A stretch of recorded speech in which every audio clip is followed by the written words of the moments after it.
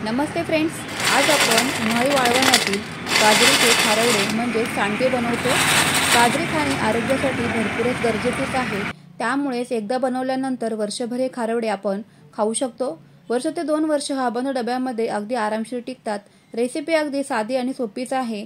ज्या वेळेला ताटामध्ये एखादी भाजी आवडीची नसेल तर त्या वेळेला हे बाजरीचे खारवडे तोंडी लावण्यासाठी फक्त अगदी कमी तेलामध्ये 1 ते 2 चमचे तेलामध्येच अगदी कुरकुरीत आणि मस्त असे कुडकुडीत आपण हे सांडगे बनवून खाऊ शकतो। रेसिपी अगदी साधी सोपीच आहे। घरातील साहित्यामध्येच बनवून तयार होणारी आहे आणि त्यापेक्षाही झटपट बनवून तयार होते। त्यामुळे रेसिपी तुम्हालाही नक्कीच आवडेल। म्हणूनच रेसिपीला एक लाईक नक्कीच करा। चला तर मग फ्रेंड्स, पटकन वेळ न घालवता रेसिपीला सुरुवात करूयात। असे हे वर्षभर साठवणीचे खारवडे बनवण्यासाठी इथे मी 1 किलो बाजरी घेतलेली आहे। आता ही बाजरी इथे मी स्वच्छ चाळून आणि यामध्ये काही खडे किंवा कचरा असेल तर अशी साफ करून घेतलेली आहे। तुमच्याकडे जर का 1 किलोचं प्रमाण नसेल तर या पद्धतीचा एखादा डब्बा किंवा पातेल्याने तुम्ही ही बाजरी मोजून घेऊ शकता। आता ही बाजरी आपल्याला 2 ते 3 पाण्याने स्वच्छ अशी पूर्णपणे चोळून या पद्धतीने स्वच्छ अशी धुवायची आहे। बाजरीचे हे खारवडे बनवायला जितके सोपे आहेत ना, तितकेच खायलाही पौष्टिक आहेत। स्वच्छ अशी चोळून आणि धुवून झाल्यानंतर यामधील 2 ते 3 वेळा पाणी असं बदलून घ्यायचंय। असं हे धान्य साठवताना बऱ्याच वेळेला पावडर किंवा भरपूर अशा केमिकलचा वापर केलेला असतो, म्हणून शक्यतो ही बाजरी आपल्याला छान अशी धुवून घ्यायची आहे। कारण हा पदार्थ आपण वर्षभर टिकवणार आहोत, त्यासाठी इथे ही काळजी घ्यायची आहे। आता स्वच्छ पाणी यामध्ये घालायचं आहे। पूर्णपणे बाजरी बुडेल आणि वरती 1.5 ते 2 पेर असं पाणी राहील इतपत आपल्याला यामध्ये पाणी घालून घ्यायचंय। 8 ते 10 तासांसाठी ही बाजरी आपल्याला भिजवून घ्यायची आहे। म्हणजे तुम्ही जर का दुसऱ्या दिवशी ही बाजरी बनवत असाल तर आदल्या दिवशी सकाळी तुम्हाला ही बाजरी भिजत घालायची आहे। नॉर्मल टेम्परेचरचंच पाणी वापरायचंय। आता ही बाजरी झाकून ठेवूयात। त्यानंतर दुसऱ्या दिवशी सकाळी मात्र आपल्याला काय करायचंय, यामधील जे पाणी आहे ना ते पूर्णपणे निथळून काढायचंय आणि एकदा ही बाजरी पूर्णपणे स्वच्छ पाण्याने धुवून घ्यायची आहे। म्हणजे या बाजरीचा वास येणार नाही। बाजरी अगदी परफेक्ट भिजून तयार झालेली आहे। यातील पाणी मी पूर्णपणे इथे चेंज करून घेते। अशा पद्धतीची एक चाळण घ्यायची आहे आणि खाली एखादं भांडं ठेवायचंय, जेणेकरून आपल्याला ह्या बाजरीमधलं पाणी पूर्णपणे निथळून घेता येईल। बाजरीमधील पूर्णपणे पाणी निथळलं गेलं पाहिजे, म्हणूनच अशा पद्धतीच्या चाळणीचा वापर करा शक्यतो। संपूर्ण बाजरी आता या चाळणीवरती मी काढूनच घेते। 15 ते 20 मिनिटांनंतर पाणी पूर्ण निथळल्यानंतर आता असा कॉटनचा एखादा स्कार्फ घ्यायचा आहे, किंवा तुम्ही इथे बेडशीट घेतलं तरी सुद्धा चालेल, पातळ असंच घ्यावं शक्यतो। आता जी पूर्णपणे बाजरी आपण निथळून घेतली होती तर ती बाजरी या स्कार्फवरती अशी घालून घ्यायची आहे आणि ही बाजरी रात्रभर आपल्याला मोड आणण्यासाठी अगदी घट्ट अशी बांधून एखाद्या उबदार ठिकाणी ठेवून द्यायची आहे। म्हणजे अगदी मस्त असे या बाजरीला मोड देखील येऊन जातील। बाजरीचे खारवडे बनवण्यासाठी अशी ही बाजरी भिजवून घ्यायची आणि त्यानंतर मोड आणून घ्यायचे, म्हणजे ही बाजरी जी आहे ना ती अतिशय पौष्टिक अशी बनवून तयार होते। आता या स्कार्फला घट्ट अशीच गाठ इथे मी बांधून ठेवते आणि एखाद्या किचनच्या उबदार कोपऱ्यामध्ये हे मी ठेवून घेते। दुसऱ्या दिवशी सकाळीच आता ही बाजरी मी ओपन केलेली आहे, त्याची गाठ पूर्णपणे सोडून घेतलेली आहे आणि मस्त असे छोटे छोटे मोड आपल्या बाजरीला इथे आलेले आहे। तुम्हाला मी इथे दाखवतेच। खूप जास्त मोड येत नाहीत, पण अगदी लहान लहान असे मोड या बाजरीला येऊन जातात। अगदी याच पद्धतीने तुम्ही बघू शकताय। तुम्हाला मी जवळून दाखवते। अगदी बघा, तुम्ही मोड दिसत आहेत, अगदी छोटे छोटे असे मोड आपल्या बाजरीला इथे आलेले आहेत। मस्तच। आता पुढची प्रोसेस करूया। संपूर्ण बाजरी जाडसर अशी मिक्सर मध्ये दळून घ्यायची आहे, अगदी याच पद्धतीने परफेक्ट। खूप जास्त बारीक पण दळू नका, नाहीतर मग हे जे खारवडे आहेत ना तर ते चिकट असे बनवून तयार होतील आणि खारवडे बनवायला देखील चिवट असेच बनवून तयार होतील। त्यामुळे शक्यतो हे पीठ असं बनवताना जाडसर असंच बनवा शक्यतो। पीठ दळून घेताना मिक्सरमध्येच दळा, चक्कीमध्ये वगैरे दळण्याची आवश्यकता नाहीये। मिक्सरमध्ये सुद्धा बाजरी छान दळली जाते।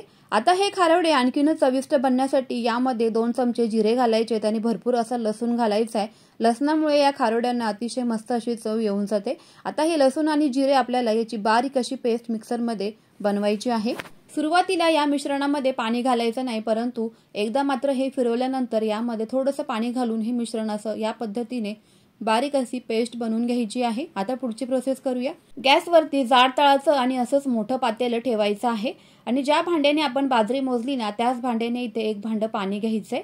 सुरुवातीला गॅस फास्ट ठेवा आणि फास्ट गॅसवर ह्या पाण्याला उकळी काढून घ्यायची आहे। पाण्याला उकळी येऊस तोपर्यंत आपण जी लसणाची आणि जिऱ्याची पेस्ट बनवली होती तर ती पेस्ट पूर्णपणे यामध्ये घालून घ्यायची आहे। भांड्यामध्ये मी अगदी थोडंसं पाणी बाजूला ठेवलेलं आहे। पुन्हा गरज लागली की आपण ते पाणी या मिश्रणामध्ये घालणार आहोत। 1 ते 1.5 चमचा मीठ घालायचं आहे आणि त्यामध्ये आता काही पावडर मसाले घालूया। तर त्यासाठी इथे मी लाल तिखट घेतलेलं आहे, हळद आणि हिंग घेतलेलं आहे। तर चवीप्रमाणे तुम्ही यामध्ये लाल तिखट घालायचं आहे आणि जे आपण बाजरी मिक्सरमध्ये दळून घेतली होती तर ती पूर्णपणे या पातेल्यामध्ये घालून घ्यायची आहे। व्हिडिओ मोठा होतो म्हणून मी इथे फास्ट फॉरवर्ड मध्ये तुम्हाला दाखवत आहे। आता हे जे पूर्ण मिश्रण आहे ना ते 15 ते 20 मिनिटं आपल्याला झाकण ठेवून या पद्धतीने शिजवून घ्यायचं आहे आणि मिश्रण तळाशी लागू नये यासाठी मध्ये मध्ये ते अशा पद्धतीने तळापासून ते कडेपर्यंत मिक्स करून घ्यायचंय, म्हणजे ते एकसारखं असं शिजलं जाईल। तर या शिजण्याच्या प्रोसेससाठी बरोबर 15 ते 20 मिनिटं लागतात, तर त्यासाठी हा वेळ द्यायचा आहे। आता हे मिश्रण आपलं शिजून तयार झालेलं आहे। हलकंसं थंड करून घेऊया आणि लगेच त्याचे खारवडे असे पाडायला घेऊयात। खारवडे बनवण्याचे हे मिश्रण थंड झाल्यानंतर आणखी घट्टसर होते। तर त्यावेळेस तुम्हाला जर का पाण्याची आवश्यकता वाटते तर तुम्ही इथे अगदी अर्धा ग्लास पाणी यामध्ये घालू शकता, नाहीतर मग पाण्याची अजिबातच आवश्यकता लागत नाही।